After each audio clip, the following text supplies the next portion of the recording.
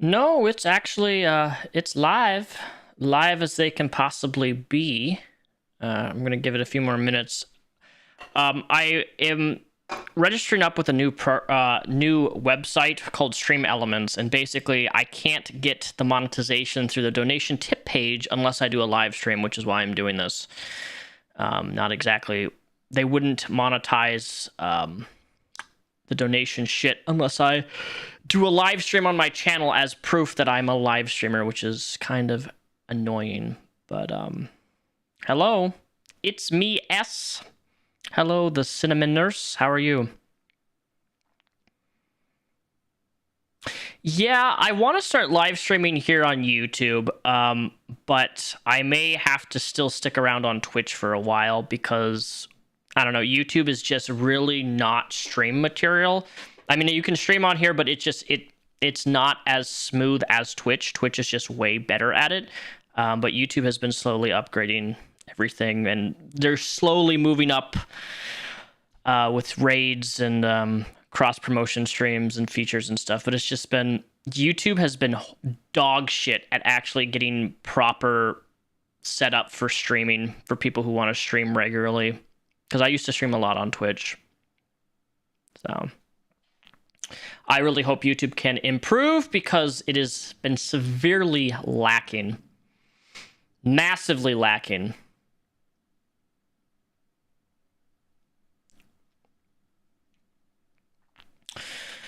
I do want to check out, though. I want to make sure this works. Does this work? If I go, let's see. Oh my gosh, it worked. Yay. Okay, so I'm going to make this relatively short, but I wanted to go through this brief legal shit that was announced yesterday from Def Noodles, because Def Noodles is taking Keemstar to court. And having just had my own court case just roughly a month and a half ago, seeing legal stuff, I take great interest in legal cases now, simply because of my own experience with my ex and Onision and the Amber Heard, Johnny Depp. I don't know. I find legal stuff to be fascinating. So we're going to go through this really, really briefly, and then I'm going to end the stream. Because again, I'm making this stream primarily because I have to submit it towards this company in order to get monetization set properly. So hopefully you guys can actually see this. So Dennis resides in California. Keemstar is in New York. Dennis Fiesta. I don't know actually how to say his last name. I don't give a fuck how it's pronounced. But this is page 1. I'm going to read this. I actually have not read through this completely yet, but you know, Dennis did say he was going to sue Keemstar. So here we are. The action arises out of defendant's entirely fabricated statements that underage girls accused plaintiff of, quote, grooming plaintiff's victim, which gave a clear implication that plaintiff was engaged in pedophilic activities or was the subject of accusations of engaging in pedophilic grooming. That's a very strange... I just find this very ironic is all. Defendant has since admitted these were complete fabrications. Plaintiff is a natural person domiciled? What the fucking word is that? Domiciled in Los Angeles, California. Defendant is a natural person in Eastern District of New York. He has served blah, blah, blah. Okay. Jurisdiction under proper because the amount of controversy exceeds $75,000, and the parties are citizens of different states, with the plaintiff being a citizen of California and the defendant being a citizen of New York. Now, I thought that when people typically do lawsuits like this, the person who's filing it, they usually have to fly out to the state. Does that mean Keemstar has to go out to California? I don't really know. Personal jurisdiction and venue are predicted upon blah, blah, blah. Since defendant is in the resident of West of New York, California's substantial laws applies to claims brought to the plaintiff herein. First plaintiff was a citizen of California at the time of the defamatory. So every state has different laws when it comes to defamation. So depending on your state, you could have more or less of a legal case or published. Second, the defendant had knowledge of the plaintiff resided in California when he made these statements. Therefore, defendant knew that the brunt of harm would be felt. Defendant knew that the brunt of the harm would be felt in California. It's such weird wording. Felt. Oh, the feeling of somebody saying something false about you on the internet. Wow. Plaintiff is a popular YouTube personality who posts content under the name Def Noodles. Plaintiff also posts on his Twitter and other social media accounts. Def Noodles' Twitter is gone. Plaintiff, Def Noodles, is a popular YouTube personality who posts content under the name Def Noodles. Plaintiff also posts his Twitter on other social. He doesn't have a Twitter anymore. So was this technically lying? Are you lying in your little lawsuit? Plaintiff also posts on his Twitter. He doesn't have a Twitter anymore. This is assuming he still has a Twitter. Defendant is a popular YouTube personality who posts under the content Keemstar. Defendant also has on his Twitter and other social media accounts. Plaintiff and defendant are direct competitors in the social media influence industry. I don't know. This is a number 9. That plaintiff and defendant are direct competitors. Like, why does everything have to be a competition? And I'm sorry, but personally, Keemstar brings in way more influence than Dennis does. And I'm not saying this in defense of Keemstar. Keemstar doesn't like me. We're not fans of each other. But my golly gee, like, I don't understand why you try to compete in news. Like, even if I covered news on my own channel, like, everybody has their own niche. You can cover things differently. You can be your own personality. Why you would want to try to compete with Keemstar, who already has an established channel, who's been doing Drama Alert far longer than Dennis ever did. This is just a weird statement to me. I don't know why you have to state that you're competing against somebody. If anything, this is just going to fuel Keemstar to be like, yeah, you want to compete with me? I'm going to take your YouTube play button. Didn't he do that with that other guy he sued? What's his name? I can't even remember. He sued Keemstar and lost. Part of the stipulation was I thought he had to pay him like $100,000 back, all of the attorney fees, and he lost. I think it was Roman Atwood or something like that. On May 21st, 2021, on his verified Twitter account, defendant posted the following tweet of a concerning... Def Noodles has allegedly groomed girls. Now, I mentioned this on Twitter the other day. If you guys don't follow me on Twitter, it's at @DDSoulsbach. But this is such a weird thing to include in the filing because primarily the key word here, Def Noodles has allegedly groomed girls from the ages 12 to 15. Allegedly. That's why you say the word allegedly, is to protect yourself. And I don't really see, because this word is said, I don't really know how Dennis is going to be able to prove to the court that this was done maliciously with the intent to harm one's own reputation. A case could be made if the word allegedly was left out, but clearly it's not. Big YouTuber source, quote, victims are scared of him and wish to stay anonymous, but may come forward soon. Hashtag drama alert. Def Noodles has declined to give us a comment made on these allegations made against him. These statements were complete and utter fabrications. There was no allegations by any girls, underage or not, that the plaintiff had, quote, groomed them, otherwise engaged in inappropriate conduct or sexual nature. Moreover, contrary to the defendant's false claims, neither defendant or anyone acting on the defendant's behalf made any attempt to seek a comment. Does he not realize, like, this is a joke? Fabricated allegations. To the contrary, defendant blocked plaintiff on Twitter, ensuring that he would not have the ability to publicly respond to defendant's fabricated claims. Those who read the comment on the tweet clearly understood as a stating actual verifiable facts, but the plaintiff, for example, the next day on May 22nd, 2000, a user on the Twitter handle Memelin responded to the actual tweet and stated, quote, showing them girls his little noodles. Another user with the handle Chris MC YouTube posted, "Deaf noodles might be a P word." Plaintiff has also received direct messages asking him to comment on the false allegations in the tweet and expressing that they understood the tweet meant to make the accusation that the plaintiff was the subject of allegations of grooming underage girls for sex and was involved in P. The day of the tweet, the user was handled as sexy tweeted, "Hopefully SMM picks up on this. Can't have another P running around on the platform." Other tweets called for a, quote, official investigation and to, quote, believe the victims, but the truth was there was nothing to investigate. There was no victims, not even alleged ones, and the defendant knew this, yet he allowed his lies to spread like wildfire around social media, remaining silent. Although the plaintiff tried to defend himself on his own accounts, his social media following was not brought on defendants. His efforts were not able to... God, what are these words? I can't even pronounce this. Ameliorate? His efforts were not able to ameliorate the harm done by defendant's malicious disinformation campaign. As such, plaintiff's reputation was injured per se because of this false accusations of criminal conduct. All right, that's that. Plaintiff suffered reputational injury as a result of the false and defamatory. See, that this is where you have to really prove in the court series. You have to provide evidence that there's actually been damage done, and Social Blade shows that during this time there was really no falling out. He didn't lose subscribers. He didn't personally lose anything when this was made by Keemstar.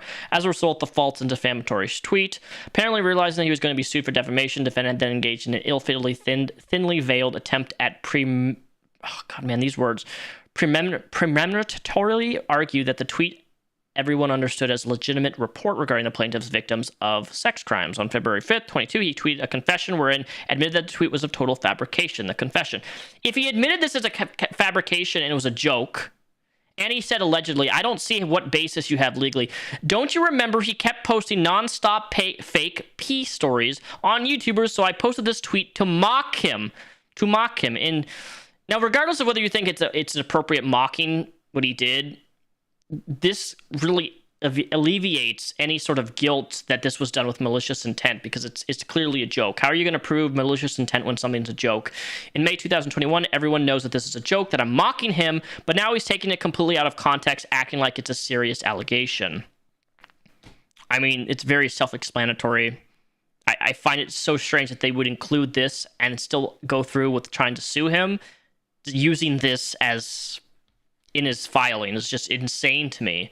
So after seeing a response to the tweet taken seriously, defendant nearly 8 months later issued the confession claiming everyone knew it was a joke, but the defendant knew that people did not read it as a joke, as evidenced by the response to the tweet.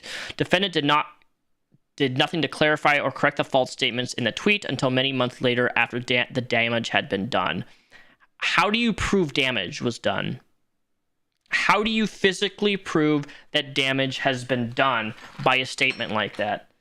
Hell, one could argue, right, that technically no damage was done when someone accused me of something that was false. I didn't lose any subscribers from it. If I wanted to take them to court, I was told that it would be very hard to win, even if... Because I have to prove damages of an accusation that was made, and I lost out on income, or I lost out on subscribers, or I lost on viewers. This is why defamation cases rarely ever win in court. They're not taken seriously because it's one of the hardest things legally to prove. And I'm only on page 5? I don't see how this is.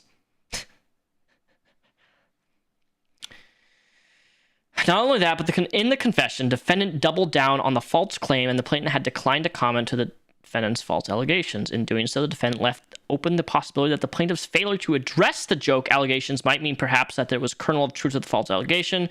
Although the defendant's confession was a jailhouse lawyer attempt at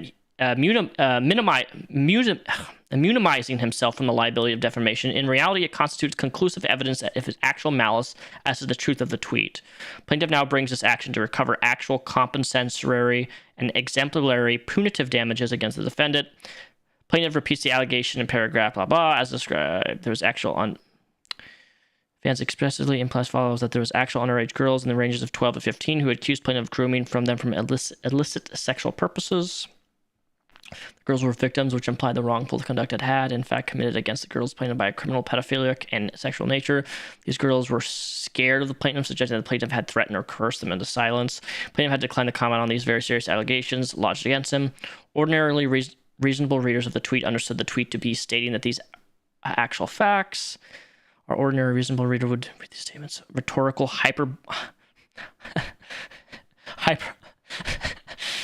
rhetorical hyperbole or satire. Defendants intended the ordinary reasonable readers of the tweet to draw above the referenced conclusions, inferences, and impressions from the tweet. Here we go. I don't know why I keep saying that today. Fuck me. Why? What? Why? Well, you have a bad day today? These conclusions, the plaintiff's commission, blah, blah, blah, blah, blah. Defendant never raised a finger to clarify or correct the tweet to ensure the readers knew it was a joke, even though he knew that the public at large did not read the tweet as a joke, but rather as serious claims.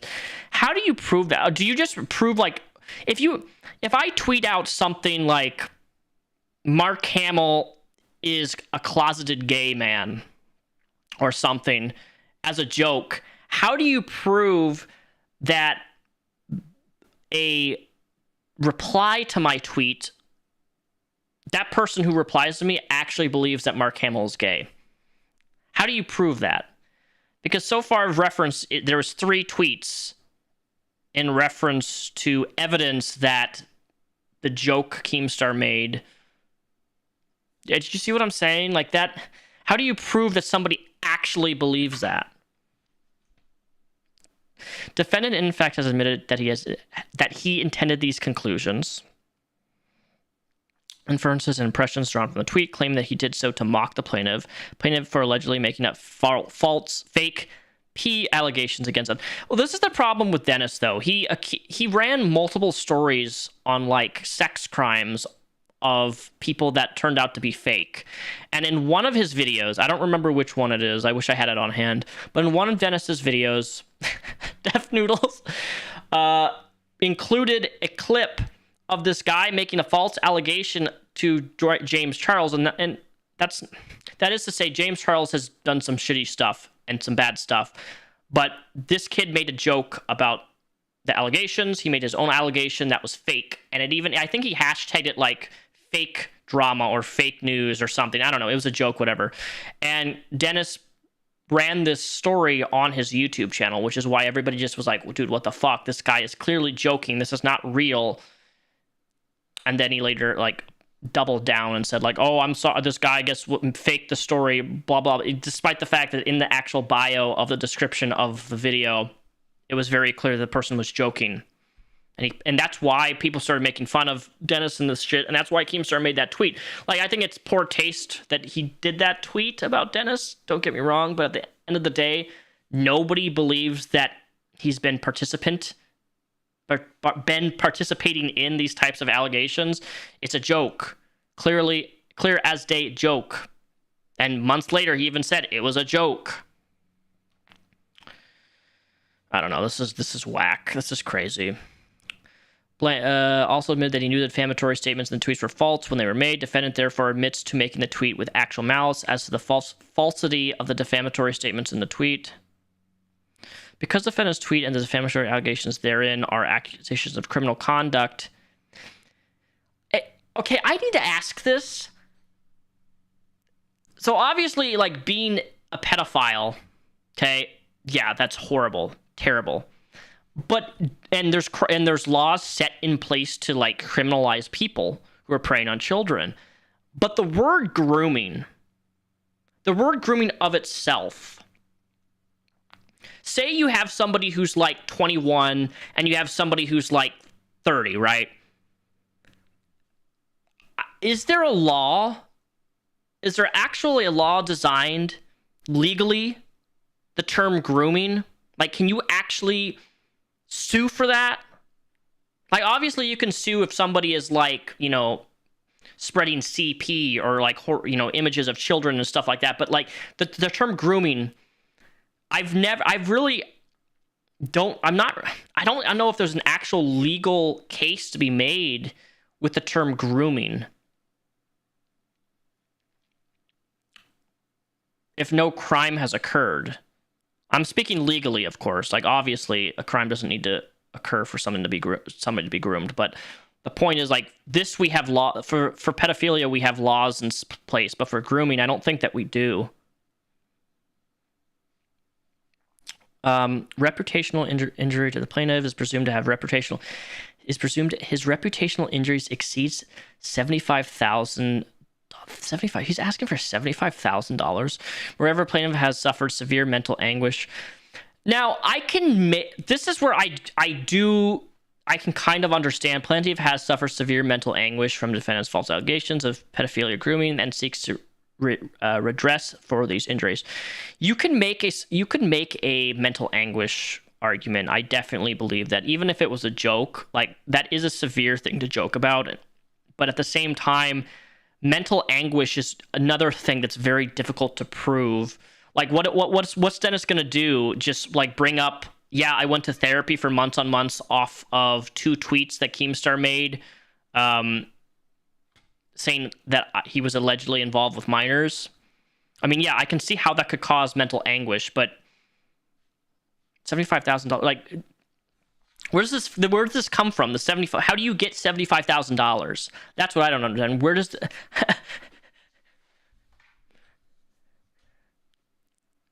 where does this number stem from? Like, have you had a $75,000 loss in income because of this tweet? How are you going to prove that? Wherever plaintiff will show by clear and convincing evidence that defendant's tweet was made with actual knowledge of the falsity of the defamatory statements, therefore entitling plaintiff to exemplary punitive damages. Plaintiff Dennis Fiesta respectfully demands a judgment against defendant Daniel M. Keem, awarding compensatory reputational damage in the amount to be proven at trial in the excess of $75,000 plus interest. Awarding mental anguish damage in the amount to be proven at trial in excess of $75,000 plus. Awarding punitive exemplary damages of defense wrongful and malicious contact. Granting such other and further relief as the court deems proper, together with cost, attorney fees, and disbursements of his actions. Demand for a jury trial. Plaintiff demands trial by jury on all issues. This is not going to go to trial, dude. I don't think this is absolute. This is going to get thrown out. I don't know Keem's lawyers, but, you know, Keem's a multimillionaire. I'm assuming he has a fantastic representation. When you're as rich as him, that's what you get. He already beat Roman Atwood over coverage of, I don't fucking remember, but he already won that. And he had to pay Roman Atwood had to pay him all of his, like, legal fees back. So I don't see this actually going to trial. I really don't. I'd be shocked, absolutely fucking shocked, if this goes to trial. I thought it would be longer, honestly. Like, way longer, like maybe 20, 30 pages. This is so short. It's crazy to me. Crazy to me. Oh my goodness. What interest has this? Any interest? Blah blah blah. I don't know, man. That's you've done something pretty stupid. I don't know. All these YouTubers trying to take other people to court, man. It's gonna backfire. People don't understand how expensive this shit really gets. Even for my court case with my ex, dude, that stuff cost me $6,000 out of pocket. Actually, no, technically more. I still owe $1,000 on it. So so $7,000 in total, officially, that I helped my fiance with, just because, like, it's way better to always have a lawyer than not to have one, obviously. But anyways, I just wanted to cover that really briefly. I needed to do a live stream for Stream Elements because they wouldn't monetize my donation thingy until I do a live stream. So that's why I did this. I'm gonna go now. Yeah, thanks for watching. I'll obviously stream at some point in the near future, but